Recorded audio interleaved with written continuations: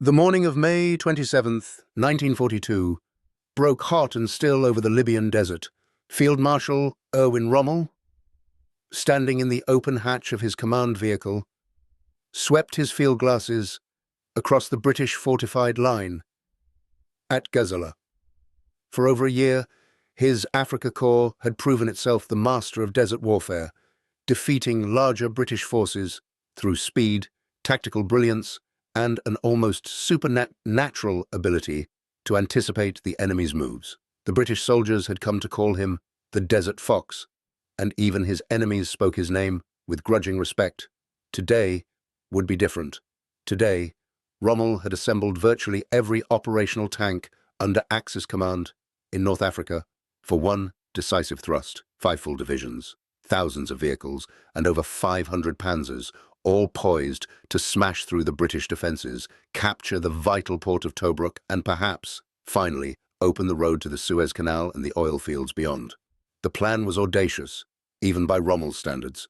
While Italian infantry pinned the British in place with a frontal assault, his entire mechanized force would sweep around the southern flank in a massive end run, appearing on the British left like a thunderbolt from a clear sky. An armoured phalanx nearly 15 miles on a side would stand on the enemy's flank, the kind of manoeuvre that textbooks would study for decades. Rommel's confidence was not misplaced. His tanks had consistently outfought their British opponents. The German Panzer III, armed with a 50mm gun, and the newer Panzer IV Specials, with their long-barreled 75mm cannons, had proven superior to the British Crusaders and Valentines with their inadequate 2-pounder guns. Time and again, his panzer crews had engaged British armour at ranges where the enemy couldn't effectively return fire, methodically picking apart British tank formations with devastating accuracy. But as the Afrika Korps erupted onto the British flank that morning, something went catastrophically wrong. Within minutes of the first engagement, German tanks began exploding at distances that shouldn't have been possible. Panzer commanders, veteran tankers who had survived France and 2 years of desert warfare, watched in disbelief as their armour was being penetrated from ranges exceeding 1,000 yards. Shells were punching through their frontal armour before they could even get close enough to engage. One panzer after another erupted in flames. The carefully orchestrated attack stalled almost immediately. The radio channels filled with confused, frantic reports. What was hitting them? Where was this fire coming from? German crews who survived the initial onslaught and managed to get close enough to identify their attackers reported something they'd never seen before, a tank that stood impossibly tall, ungainly and strange, with its main gun mounted not in a turret, but in a sponson on the right side of the hull. If you're enjoying this, deep dive into the story, hit the subscribe button, and let us know in the comments from where in the world you are watching from today. Rommel, receiving these reports at his command post, demanded details. His intelligence officers scrambled to identify this new threat. Within hours, the answer came back, and it changed everything Rommel thought he knew about the balance of power in North Africa. The British had American tanks, not just a few, but hundreds of them. The M3 Grant, built in the factories of Detroit and shipped across the Atlantic under the Lend-Lease program, had arrived on the battlefield. To understand the shock this represented, we need to step back and examine the delicate calculus that had sustained German confidence in North Africa up until that morning. The Afrika Korps had arrived in Libya in February 1941, when Italy's North African adventure was collapsing into complete disaster. Italian forces had lost nearly 15,000 men killed or wounded and over 130,000 captured. British losses had been negligible: 500 dead, 1,300 wounded, 55 missing. The Italian army, despite having superior numbers, had been virtually wiped off the map. Hitler, reluctant to commit significant forces to what he considered a secondary theatre, nonetheless recognized that losing North Africa entirely would be strategically catastrophic. He needed to shore up his Italian allies and prevent Britain from gaining complete dominance in the Mediterranean. So he sent Rommel, one of his favorite generals, the commander who had led the 7th Panzer Division through France with such devastating speed that his unit earned the nickname the Ghost Division. Rommel arrived in North Africa with specific orders to conduct a defensive operation, to hold the line and prevent further Italian collapse. Within weeks, he was attacking. This was classic Rommel. He possessed an almost pathological inability to remain on the defensive.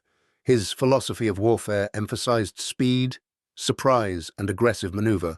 He believed that the best defense was a violent offense that kept the enemy off balance and unable to consolidate their advantages.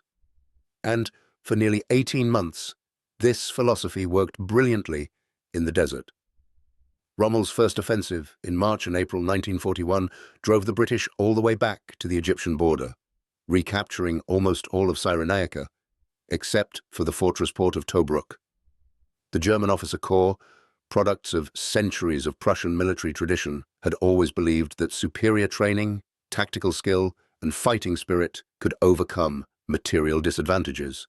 This was their inheritance, the legacy of Frederick the Great, of the wars of German unification, of their victories in the opening campaigns of both World Wars. Quality, they insisted, would always triumph over mere quantity.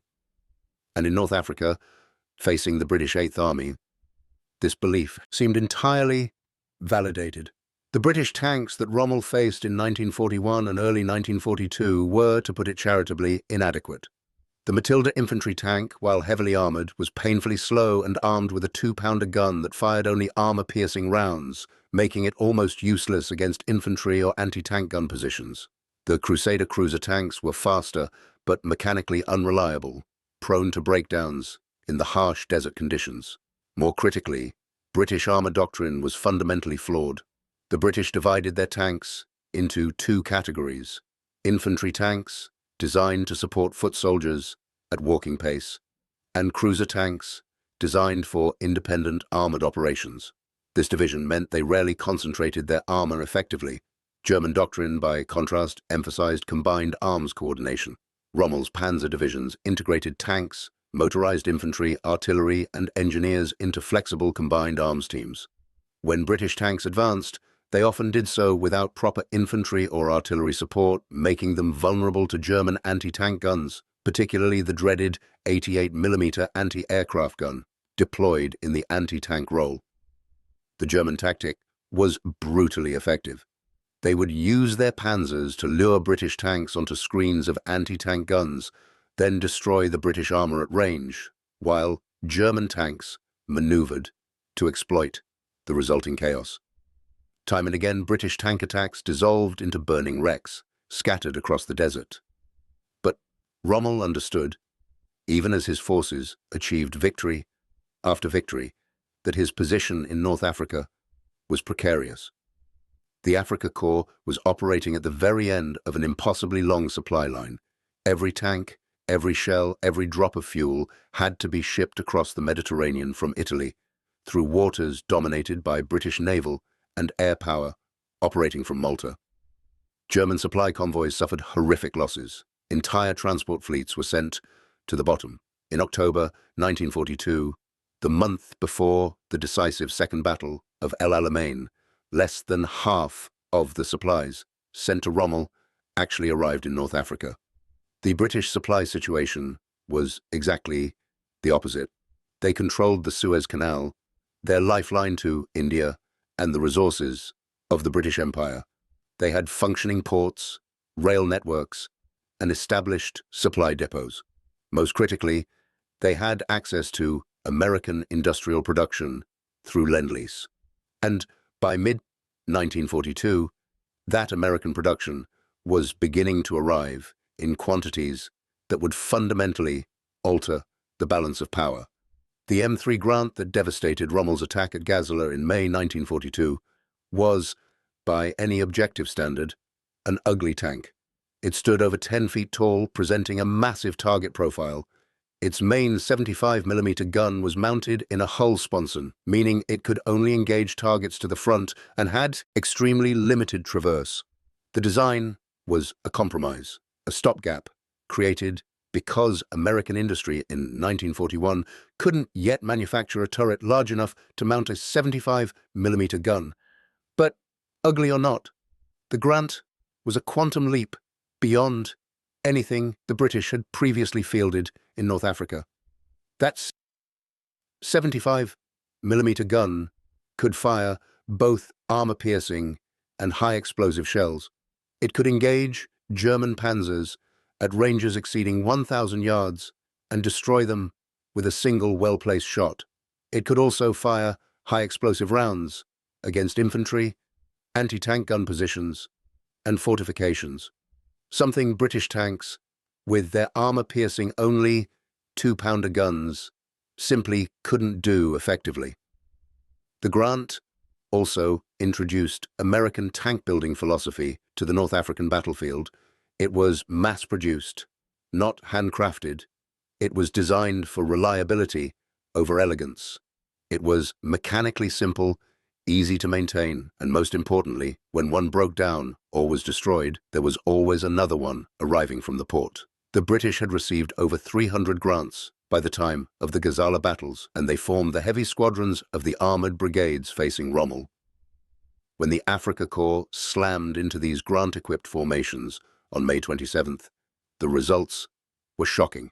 Rommel would later write in his papers that up to May 1942, German tanks had in general been superior in quality to the corresponding British types. This, he noted with stark understatement, was now no longer true, at least not to the same extent.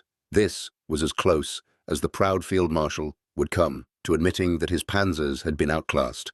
The Battle of Gazala continued for 3 weeks, some of the most vicious tank fighting of the entire North African campaign. Rommel's tactical brilliance allowed him to eventually overcome the Grant's technical superiority through cunning maneuvering and the aggressive use of his 88mm anti-tank guns. He captured Tobruk on June 21st, a victory that earned him promotion to Field Marshal, the youngest in the German army. But the cost had been devastating. The Afrika Korps had suffered tank losses it couldn't afford and could barely replace. Even in victory, Rommel understood he was fighting a losing race against time and industrial capacity. Because behind the grants, Rommel's intelligence officers informed him were thousands more American tanks on their way, and these new tanks, designated the M4 Sherman, fixed the Grant's most glaring deficiencies. The Sherman mounted its 75mm gun in a fully traversing turret. It was reliable, well-armored for its class, and most terrifyingly, it was being mass-produced in American factories at a rate that beggared belief. At the Lima Locomotive Works, the first Sherman production facility, tanks were rolling off assembly lines that had been manufacturing railroad locomotives just months before. By mid-1942, 11 American factories were producing Shermans, and production rates were climbing toward 2,000 tanks per month. 2,000 tanks per month. Rommel's entire panzer force in North Africa, including Italian tanks, numbered around 500 vehicles at its peak. The Americans were producing 4 times his entire armored strength every single month, and most of those tanks were being shipped to North Africa under Lend-Lease to equip British forces. The arithmetic was inescapable, inexorable, and ultimately fatal to Axis hopes in North Africa. In August 1942, the British 8th Army received a new commander. Lieutenant General Bernard Law Montgomery, known as Monty to his troops, was the polar opposite of Rommel in temperament and tactics. Where Rommel was daring and improvisational, Montgomery was methodical and cautious.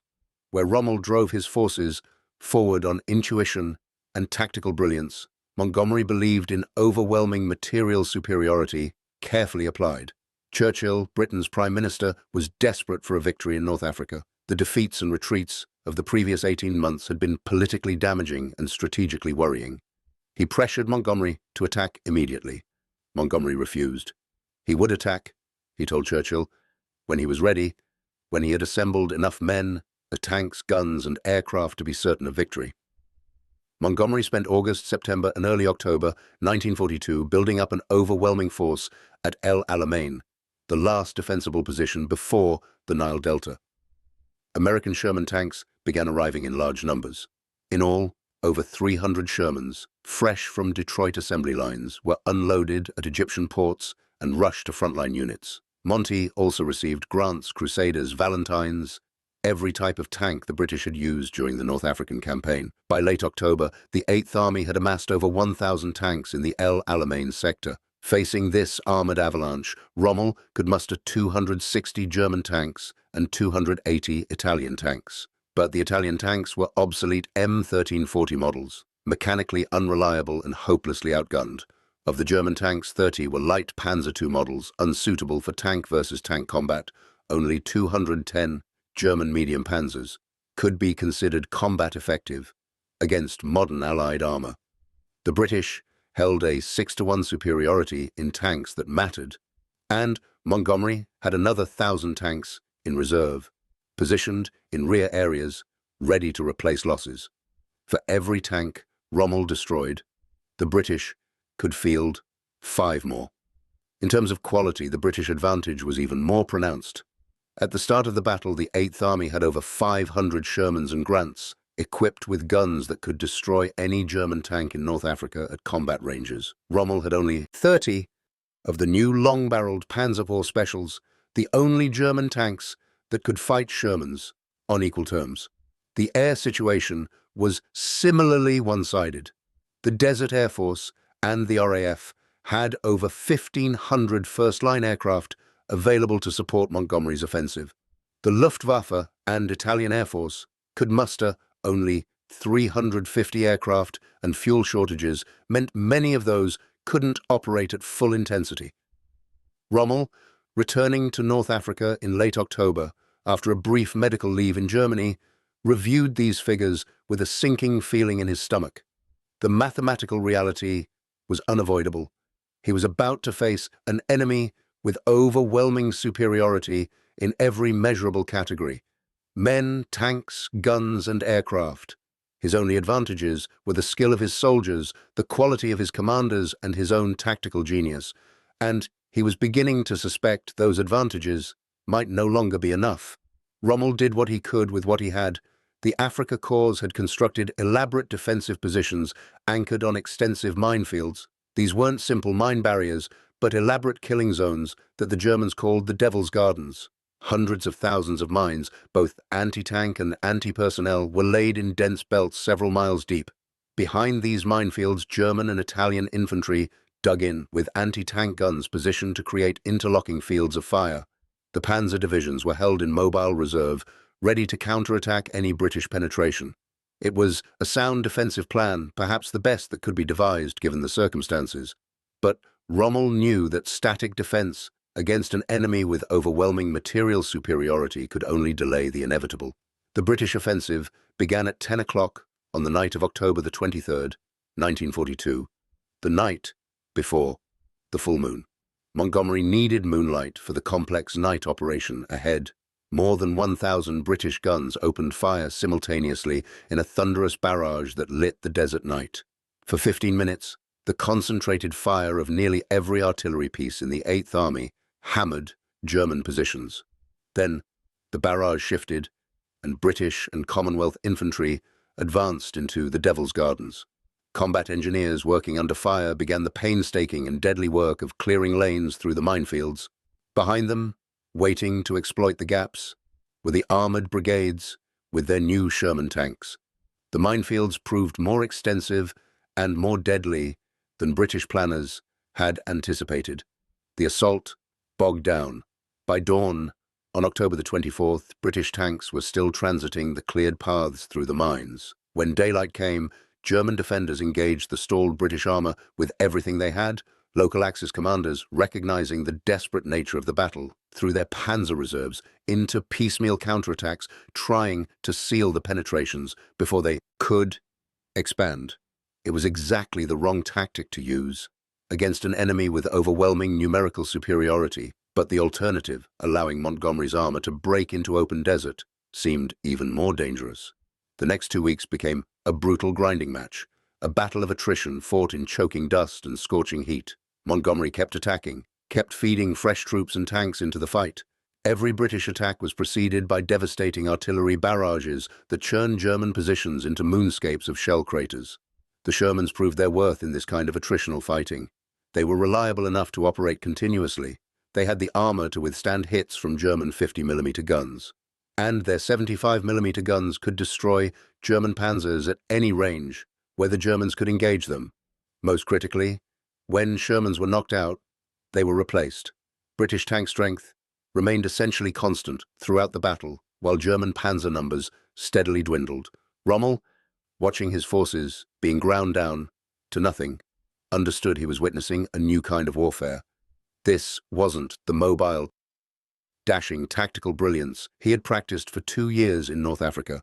This was industrial warfare, a battle of production capacity and material resources where tactical skill mattered less than the number of shells in your magazines and replacement tanks in your rear areas. On November the 2nd, 1942, Montgomery launched Operation Supercharge, his final assault. After a massive artillery preparation, British and New Zealand infantry attacked the Italian Trento division, creating a gap in the Axis line. And through this gap poured the 1st Armored Division, its Shermans rolling forward to engage the last German panzer reserves. The fighting was savage, close-range tank battles fought at point-blank range in swirling dust. But the outcome was never in doubt. The Germans were outnumbered, outgunned, and out of reserves. On the night of November the 2nd, Rommel made the hardest decision of his military career. He ordered a general retreat. His army would withdraw from El Alamein and attempt to disengage from the pursuing British forces. It was the only rational choice. Staying meant annihilation. Then at midday, on November the 3rd, an order arrived from Hitler himself. El Alamein must be held at all costs. There would be no retreat, victory or death. Rommel, loyal to his Führer and to the code of the German officer corps, complied. He countermanded his retreat order and told his units to stand fast. The decision doomed any chance of saving his army. The next day, British armor broke through the German defenses completely. 3 armored divisions, their Shermans and Grants refueled and rearmed from the apparently endless British supply dumps, passed through the breach and swung north to cut the coastal road, Rommel's only line of retreat. Only late on November 4th did Hitler finally authorize withdrawal, by which time it was nearly too late. The Afrika Korps broke contact and fled westward in disorder. The British captured the bulk of Axis infantry units, tens of thousands of Italian and German soldiers who lacked the vehicles to escape the mobile British pursuit. Rommel managed to save the core of his panzer divisions and his German motorized troops, but he left behind destroyed equipment and captured soldiers in staggering numbers. More importantly, he left behind the myth of his invincibility. The Desert Fox had been beaten, not by tactical brilliance or battlefield courage, but by simple, overwhelming industrial might. If you find this story engaging, please take a moment to subscribe and enable notifications. It helps us continue producing in-depth content like this. The retreat from El Alamein became a 700-mile running battle across Libya. Montgomery's 8th Army pursued cautiously, never moving faster than its supply lines could support. This was the fundamental difference between British and German logistics in late 1942. Rommel's army was starving for supplies. Every mile westward shortened his supply lines, making the retreat slightly less desperate. But he was also abandoning supply dumps, repair facilities, and forward airfields that he couldn't evacuate in time. The British, by contrast, had supply difficulties of a completely different nature. They had so much material, so many vehicles, so many tons of ammunition and fuel, that moving it all forward fast enough to maintain pursuit was a logistical challenge in itself. Rommel later wrote that he could always fall back to the Mersa-El Brega line if things went wrong, but that wasn't what he was after. His aims, he insisted, were set much higher. He wanted to turn and counterattack, to recapture the initiative through offensive action. It was classic Rommel, the refusal to accept defensive warfare, the constant search for offensive opportunity. In January 1942, he had done exactly this, counterattacking after a long retreat and recapturing most of Cyrenaica. Perhaps he could do it again. But January 1942 had been before the grunts arrived. It had been before the Shermans. It had been before American industrial production had fully pivoted to supplying Britain with unlimited quantities of war material. The world had changed, and Rommel hadn't yet fully grasped how completely. By December, Rommel had withdrawn to Gazala, some 700 miles from El Alamein. He paused, hoping for supplies, reinforcements, and time to reorganize his battered forces. Montgomery paused too, bringing up supplies and preparing his next offensive. But the operational pause couldn't hide the brutal arithmetic. Since El Alamein, the Panzer Army Africa had lost roughly 75,000 men, 1,000 guns, and 500 tanks. These weren't losses that could be replaced. The men might be replaced eventually with fresh units from Germany. The equipment was gone forever. German industry, already stretched to the breaking point supplying the vast Eastern Front against the Soviet Union, couldn't spare the tanks, guns, and vehicles needed to restore Rommel's strength. Meanwhile, American Sherman production continued at 2,000 tanks per month. By the end of 1942, over 40,000 Shermans had been produced or were in production.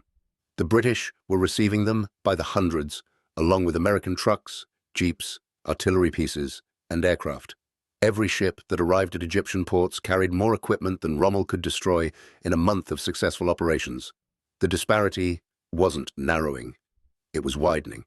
On November 8, 1942, just 4 days after Rommel began his retreat from El Alamein, the strategic situation in North Africa transformed completely. American and British forces landed in Morocco and Algeria in Operation Torch. Over 100,000 Allied troops came ashore on the western coast of North Africa, opening a second front and threatening to trap all Axis forces in North Africa between two advancing armies. The Germans responded with characteristic speed and ruthlessness. They poured reinforcements into Tunisia, eventually building up a force of over 150,000 men under a new command, the 5th Panzer Army. But this meant they were now supplying 2 armies in North Africa instead of 1, across supply lines that were being interdicted with increasing effectiveness by Allied air and naval power. Rommel, caught between Montgomery's 8th Army advancing from the east and the new Allied armies pressing from the west, understood that the end game in North Africa had begun. In March 1943, Rommel launched his last offensive in North Africa at the Battle of Medellin. He attacked Montgomery's positions with the 10th, 15th, and 21st Panzer Divisions, the cream of what remained of the Afrika Korps. Montgomery, alerted by ultra-intelligence intercepts that had decoded German communications, deployed large numbers of anti-tank guns in the path of the offensive. The battle was over almost before it began. British anti-tank guns destroyed 52 German tanks in a matter of hours. Rommel, recognizing the attack had failed completely, called it off. 3 days later, on March 9, 1943, Rommel left North Africa for the last time.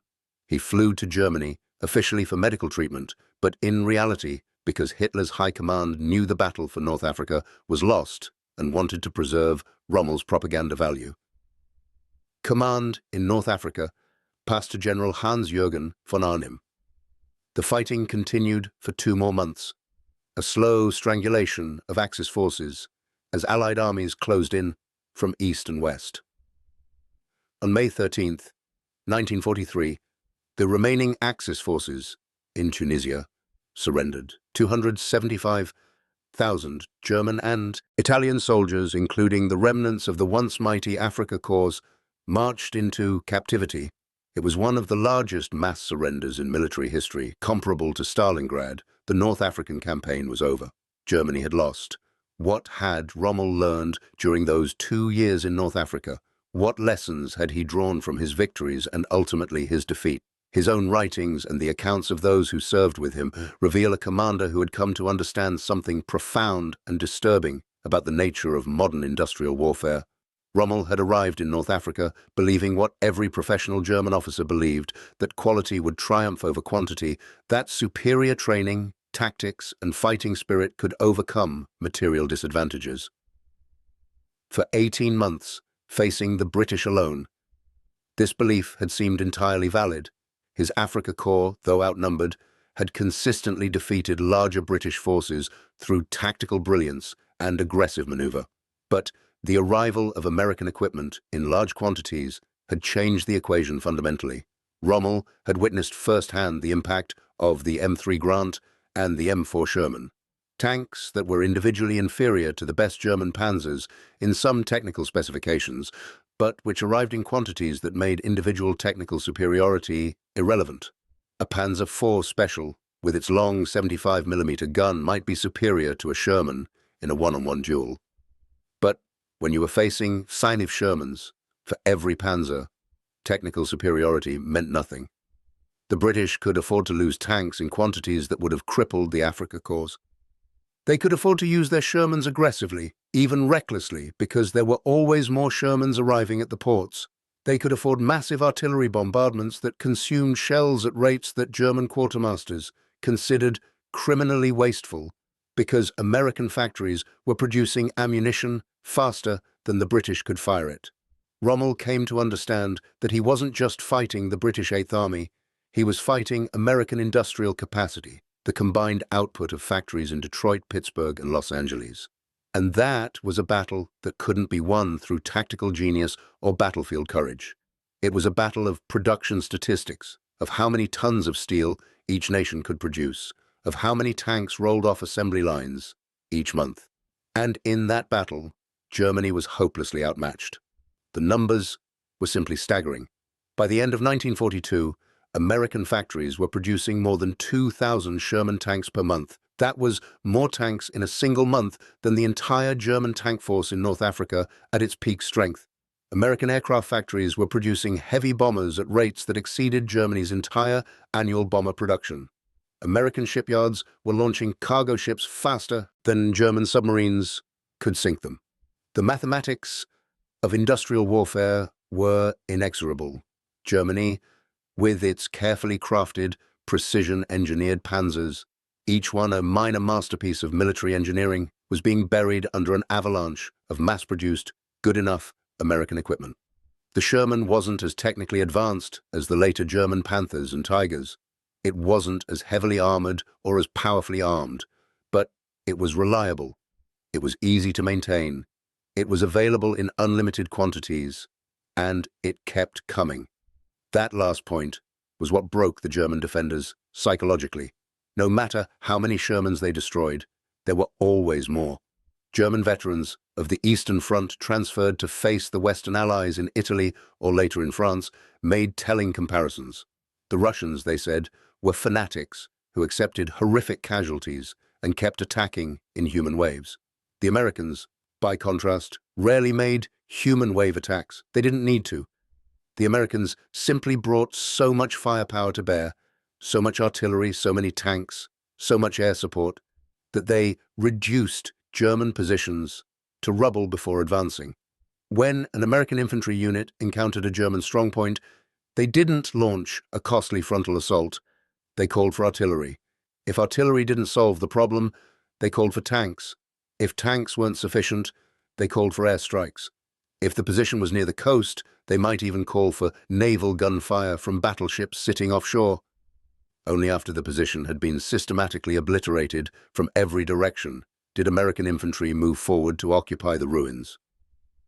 To German officers trained in the aggressive infantry tactics that Rommel himself had pioneered in World War I, this approach seemed wasteful, cowardly even. It seemed to demonstrate a lack of proper military spirit, a refusal to close with the enemy in honest combat. But it was devastatingly, undeniably effective. American forces advanced slowly but inexorably, taking far fewer casualties than a comparable German operation would have cost. And the German defenders, subjected to this constant, grinding 24-hour-a-day pressure, were being systematically annihilated, with no replacements in sight. Rommel's experience in North Africa had taught him that modern warfare between industrial powers was fundamentally a war of logistics and production capacity. The nation that could produce more steel, more oil, more tanks, more aircraft, and sustain a higher rate of material consumption would inevitably win, regardless of tactical brilliance or fighting spirit. This was a bitter lesson for a man who had built his reputation on tactical genius and aggressive maneuver. It meant that all his skills, all his experience, all the courage and professionalism of his soldiers were ultimately irrelevant against an enemy with overwhelming material superiority. But there was an even deeper lesson that Rommel only partially grasped, one that went beyond mere production numbers. The American approach to warfare represented a fundamental philosophical difference from German military tradition. German military doctrine, inherited from the Prussian General Staff, emphasized excellence, professionalism, and individual initiative. German officers were trained to make independent tactical decisions within the framework of the overall strategic plan. German soldiers were expected to be highly skilled, well-trained professionals who took pride in their military abilities. The entire system was built around the idea of quality, of creating a military force where each individual element was as excellent as possible. The American approach was different. The American military was built on industrial principles, mass production applied to warfare. American doctrine emphasized standardization, reliability, and overwhelming force. American soldiers received shorter, more standardized training than their German counterparts.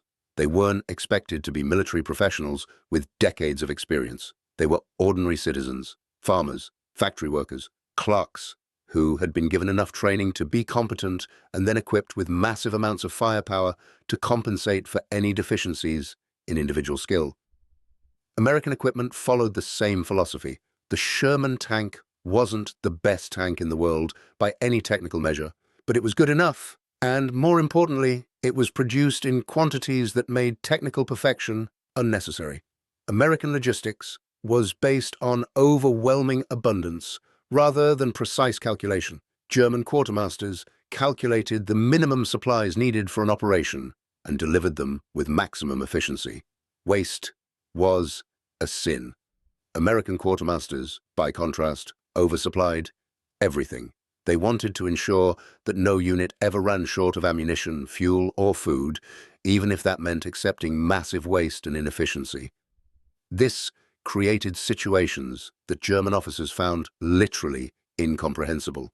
German troops who captured American supply dumps reported finding mountains of equipment, ammunition, and supplies just sitting there, often uncovered in the rain. There were spare parts for vehicles, extra rations, cases of cigarettes, all in quantities that seemed criminally wasteful. But this abundance meant American units never stopped. They could operate at full intensity, 24 hours a day, 7 days a week, indefinitely. They never had to pause for supplies. They never had to conserve ammunition. They could afford to solve every tactical problem by simply applying overwhelming force. If a German position was stubborn, they would fire 10,000 artillery shells at it because it simply didn't matter. There were millions more shells on the way. This was the deeper lesson that German commanders struggled to understand. They were playing by different rules. German military tradition was based on efficiency, on doing more with less, on using superior skill and tactics to overcome material disadvantages. But the Americans weren't playing that game. They were playing a game where material abundance was itself the tactic, where the goal was to ensure that tactical skill became irrelevant through sheer, overwhelming force. And in that game, there was no contest. Germany, with all its military traditions, with all its skilled soldiers and brilliant commanders, simply couldn't compete against American industrial capacity once it was fully mobilized for war. Rommel's experiences in North Africa were repeated on an even larger scale, in Italy and later in France after the Normandy invasion. Every German commander who faced American or British forces equipped with American production came to the same realization. They were being buried under an avalanche of steel. After leaving North Africa, Rommel was assigned to prepare the Atlantic Wall defenses against the expected Allied invasion of France. He threw himself into the task with characteristic energy, working tirelessly to strengthen coastal fortifications and position forces to defeat an amphibious assault. But even as he worked, Rommel understood that the same material disparity he had faced in North Africa would be repeated in France, probably on an even more overwhelming scale. The Allies would come with thousands of ships, thousands of aircraft, and unlimited supplies of ammunition and equipment. And Germany, already stretched to the breaking point, maintaining the vast Eastern Front against the Soviet Union, couldn't match that material superiority. Rommel advocated for positioning Germany's panzer reserves close to the coast, where they could counterattack the invasion immediately, while the Allies were still vulnerable on the beaches.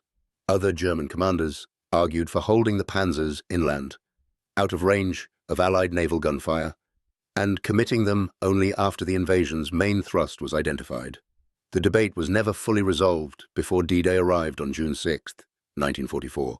The result was a compromise that satisfied no one and ensured the panzer reserves were positioned too far from the beaches to intervene effectively in the critical first hours. When the Allies landed in Normandy, Rommel was actually in Germany, having returned home briefly to celebrate his wife's birthday. By the time he rushed back to France, the invasion was already succeeding. Over 5,000 Allied ships had landed 150,000 troops on the beaches in a single day, supported by overwhelming air superiority and naval gunfire that destroyed every German attempt to reinforce the coastal defenses. In the weeks that followed, the nightmare Rommel had experienced in North Africa repeated itself on French soil, but on a vastly larger scale. Allied air superiority was so complete that German forces couldn't move in daylight without being attacked. Allied logistics brought supplies ashore at rates that beggared comprehension. The same American industrial machine that had crushed the Afrika Korps was now crushing the Wehrmacht in France. On July 17, 1944, Rommel's staff car was strafed by an Allied fighter plane. The field marshal was severely wounded, suffering serious head injuries. He was evacuated to Germany to recover. 3 days later, a group of German officers attempted to assassinate Hitler in the famous July 20th plot. The assassination attempt failed, and in the brutal purge that followed, hundreds of suspects were arrested and executed. Rommel's name came up during interrogations. He had known some of the conspirators and had apparently expressed sympathy with their belief that Germany should seek a negotiated peace. There was no clear evidence that Rommel had been directly involved in the assassination plot, but Hitler was taking no chances. On October 14, 1944, 2 generals visited Rommel at his home. They gave him a choice: face trial for treason, which would certainly result in execution and disgrace for his family, or take poison and die as a hero of the Reich, with full military honors and his family protected. Rommel chose the poison. Within 3 seconds of swallowing the cyanide capsule, he was dead. The official announcement stated that Field Marshal Rommel had died of wounds sustained in the fighter attack. He was given a state funeral with full military honors. Hitler sent a wreath. The truth about his forced suicide didn't emerge until after the war. Rommel's death came just as the war was entering its final catastrophic phase for Germany. The Red Army was advancing from the east. The Americans, British, and French were advancing from the west. Germany was being crushed between 2 industrial juggernauts, each of which could outproduce Germany by factors of 3 or 4 to 1 in every category of military equipment. The lesson Rommel had learned in the sands of North Africa, that modern industrial warfare was ultimately a battle of production capacity rather than tactical skill, was being demonstrated conclusively in the ruins of the Third Reich. What might Rommel have thought about his experiences if he had survived the war? Based on his writings and the accounts of those who knew him, we can piece together some understanding of his perspective. Rommel was, by all accounts, a professional soldier, not a Nazi ideologue. He had joined the party out of career necessity and had maintained a correct but distant relationship with the Nazi hierarchy. His loyalty was to Germany and to his soldiers, not to Hitler's ideology. He genuinely believed he was serving his country, fighting to defend Germany against its enemies.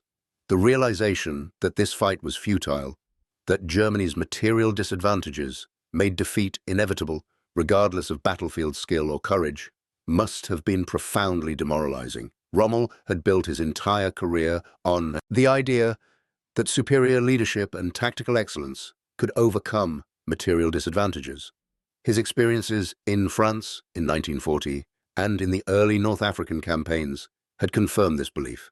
But the industrial might of the United States, once fully mobilized and brought to bear against Germany, had rendered his skills obsolete.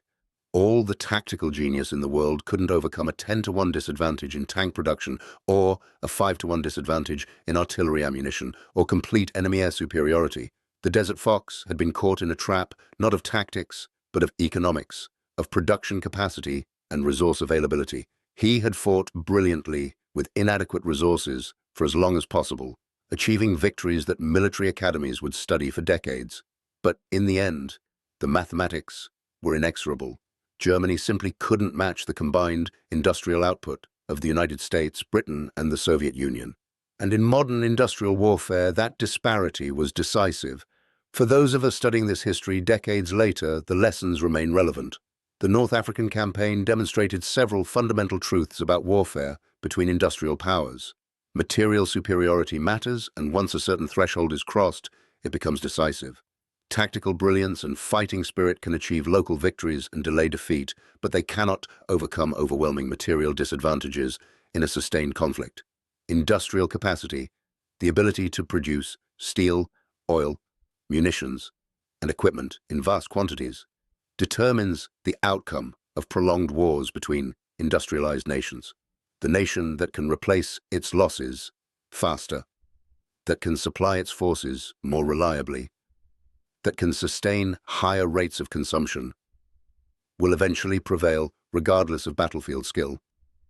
Logistics is strategy. The ability to transport supplies, maintain equipment, and sustain forces in the field is as important as tactical prowess. The British advantage in supply lines, operating through the Suez Canal with American production backing them up, was ultimately more decisive than any tactical consideration. There's also a more subtle lesson about institutional culture and military philosophy. The German military tradition emphasized excellence, skill, and individual initiative. This produced outstanding commanders like Rommel and highly effective tactical units. But it also created a military system that relied heavily on individual excellence and couldn't easily scale up to total war conditions. The American approach, treating war as an industrial problem to be solved through mass production and overwhelming force, was less elegant but ultimately more effective in a total war scenario. The Americans built a military system designed for ordinary people, with standardized training, standardized equipment, and doctrine that emphasized firepower and material superiority over individual tactical skill. This system could absorb losses, replace casualties, and maintain operational tempo indefinitely, as long as the industrial base kept producing. It was warfare as mass production, and against it, the traditional military virtues that Rommel embodied were simply insufficient. Rommel himself seemed to have grasped this toward the end, though he struggled against the implications. In his papers and letters, there's a sense of frustration, of a professional recognizing that the rules of the game had changed in ways that made his professional skills less relevant. He knew how to win battles, but he couldn't overcome the fundamental economic disparity between Germany and its enemies. The specific moment when Rommel first truly understood the scale of Allied material superiority is difficult to pinpoint exactly. Was it at Gazala in May 1942, when the grants appeared and demonstrated American tank production had arrived in force? Was it during the grinding retreat from El Alamein, watching British tank strength remain constant while his own dwindled to nothing? Was it reviewing intelligence reports that showed American factories producing thousands of tanks monthly? Perhaps it was a gradual realization, a slow accumulation of evidence that forced him to confront an uncomfortable truth. But by late 1942, certainly by early 1943, Rommel understood that he was fighting a losing battle. Not because German soldiers weren't brave or skilled, not because German tactics were inferior, but because Germany simply couldn't match Allied production. Every battle report must have reinforced this bitter knowledge. Intelligence summaries showing more American equipment arriving at Allied ports, after-action reports noting that British tank strength never seemed to diminish despite heavy losses, supply reports showing his own panzer divisions operating at fractional strength with no replacements available. The arithmetic was inescapable, and Rommel was too intelligent a commander to ignore it. In a June 1942 letter, Rommel wrote about the material situation, noting the disadvantages his forces faced in equipment and supply. By November 1942, after El Alamein, his tone had changed. He wrote of being crushed by enemy weight, facing the most difficult days that a man can undergo. There's a quality of exhaustion and despair in these later writings, the words of a commander who has realized that courage and skill, no matter how great, cannot overcome the material realities he faces. The story of Rommel and the Allied tanks in North Africa is ultimately a story about the nature of modern warfare. It's about how industrial capacity becomes military capacity, how production statistics become battlefield outcomes. It's about the transition from wars decided by tactical brilliance and individual combat prowess to wars decided by factory output and logistics networks. Rommel was in many ways the last of the old-style military commanders, a man whose reputation was built on personal courage, tactical genius, and aggressive maneuver. He represented the culmination of a military tradition that stretched back through the Prussian General Staff to Frederick the Great and beyond. But he lived to see that tradition rendered obsolete by American mass production and industrial warfare. The factories of Detroit, producing Shermans at rates of 2,000 per month, represented a new kind of military power, not more skilled, not more professional, not more tactically sophisticated, but simply more massive, more overwhelming, more inexorable.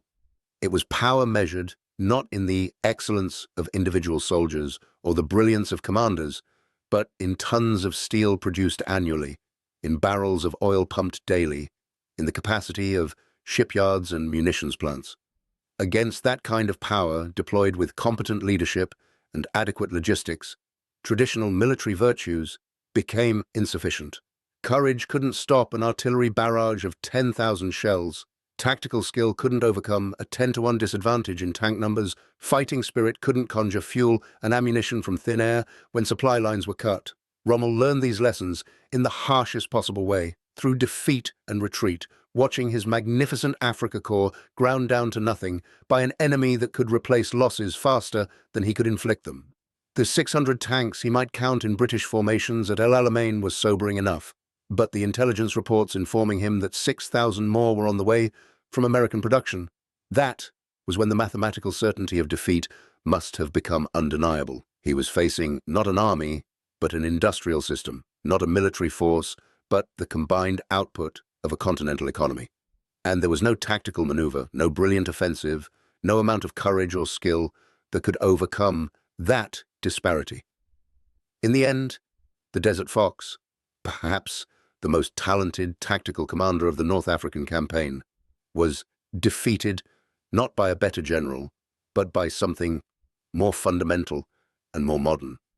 He was defeated by American factories, by assembly lines in Detroit and Pittsburgh, by cargo ships carrying endless supplies across the Atlantic, by the simple, brutal arithmetic of industrial warfare. The lesson of North Africa, the lesson that Rommel learned at such cost, was that in modern total war between industrial powers, production capacity is destiny. The nation that can build more tanks, produce more ammunition, and sustain higher rates of material consumption will prevail, regardless of tactical genius or fighting spirit. It's a lesson that military planners have never forgotten, and one that continues to shape defense policy and strategic thinking to this day. The age of the brilliant cavalry commander, winning through personal courage and tactical brilliance, had given way to the age of the logistician and the industrial manager. Rommel was caught in that transition, and neither his skills nor his courage could bridge the gap.